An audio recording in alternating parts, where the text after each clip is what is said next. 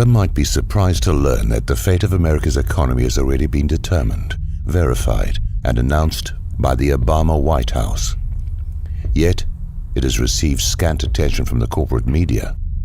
In 2011, economist Kyle Bass interviewed a senior member of the Obama administration about its planned solutions for fixing the U.S. economy and trade deficit. Among the questions he asked was about the U.S. exports and wages, but the question itself was not nearly as important as the response he received from this senior administration official. In fact, this single 7-word response clarifies everything, explains everything, and leaves little else to discuss. We're just going to kill the dollar. There it is, the entire agenda in one short sentence. It explains everything we've been seeing domestically and globally. That one statement makes every other question irrelevant, or otherwise answers all economic questions and explains everything. Nothing else matters. I urge you to ponder that statement and all it implies. Doing so will provide you with the clarity to understand not only what is taking place today, but what is yet to come. It is important to note the specificity of the word kill. Stated in the active voice, it means an unambiguously intentional and deliberate act. The murder of our national currency, the United States dollar, is the ultimate agenda to be implemented under Obama. To kill our national currency will subvert the United States and destroy it from within. This begs a number of questions, including what type of Americans would actually have as their objective the destruction of our national currency. To whom do they hold their allegiance, if not to the American people, whose life's work as well as the toil of our ancestors is represented in the form of wealth held in US dollars? Does this make any sense to us as Americans? The answer is, of course, no. By its very definition, to kill our national currency is an act of high treason by those engaged in this activity. It undermines the very sovereignty and survival of our nation and will have a life-changing impact on every citizen in the U.S. It will also impact every nation and the people of every nation on the planet, as the US dollar is presently the world's reserve currency. It is an act that should result in the filing of criminal charges against the conspirators, a trial of their peers, and if convicted, a death sentence. It's that serious. According to my source, we are past the point of no return. We will not be able to stop what is coming, but must be wise enough to prepare and get out of the way. The murder plot involving the death of the dollar did not begin with Obama, but he and other conspirators have accelerated the plans, plots, and schemes for its demise. The ultimate objective is to implement an international currency in tandem with a system of global governance. The problem is that most people are not thinking large enough, nor do they understand the magnitude of the lie. They are not seeing the larger picture as their focus is diverted elsewhere. For example, they focus on various tentacles of the octopus, such as the gun confiscation initiative, the DHS armament acquisitions, and economic woes as independent and unrelated events. They are not. Meanwhile, others continue to adhere to or even perpetuate the dual-party meme of governance, holding dearly to the notion that there is a practical difference between the Republican and Democratic parties. Have we not seen sufficient evidence that they are now of one party acting in concert with each other? They cannot see the collusion and backroom deals and continue to hope that the next election will finally change the unchangeable continuity of agenda. Most of the elected officials are on board with the subjugation of the United States to a global system of governance. Some are actively facilitating this agenda, while others are making nominal objections on the stage of political theater, whilst hoping to earn a seat at the global table. It's entertainment for the globalists, distraction of the masses, and diversionary fodder for the talking heads in the media.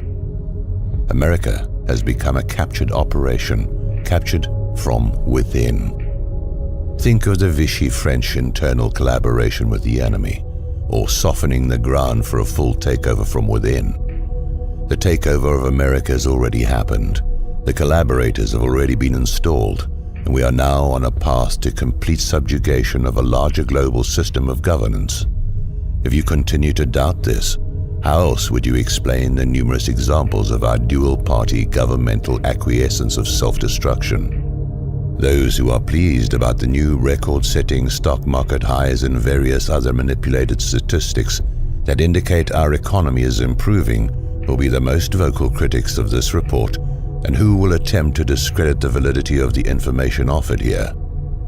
The more intellectually astute will look beyond the statistics offered for mass consumption, not only to identify the deliberately manipulated data, but to understand what is actually driving these false hopes, figures, and data. It is a magic show, and many are still captivated by the magician's many diversions, failing to realize that we are engaged in a global war, while being simultaneously hobbled by enemy infiltrators from within. One reason we are seeing new stock market highs is the rush to the dollar from other currencies, especially in the Eurozone. Another reason is the monetization of our debt by the Federal Reserve, despite the previous denials of Ben Bernanke and others. Simply put, the plan by the globalists, or the central bankers and those behind them, is to create this rush to the US dollar like passengers from a sinking ship to lifeboats. Once the lifeboats are filled to capacity, they will be sunk, and the United States dollar will be completely worthless. As in such a scenario, many will not make it. Many will die from what is coming. The level of evil behind this plan is incomprehensible to the normal human mind. We are at war with Russia. After removing Gaddafi from power in Libya, the Obama-Clinton Black Ops plan was immediately put into action. Benghazi was a logistics hub for arming the anti-Assad terrorists by our own State Department, covert operatives who were shipping millions of tons of weapons to Syria via Turkey and other staging areas. Russia was aware of our actions, and through the attack at the CIA Operations Center in Benghazi by proxy forces, exposed this operation to the world while putting a stop to this operation. It seems that everyone except the Western media reported what had taken place. The dirty little secret which explains why we have not been told the truth about Benghazi is quite simple.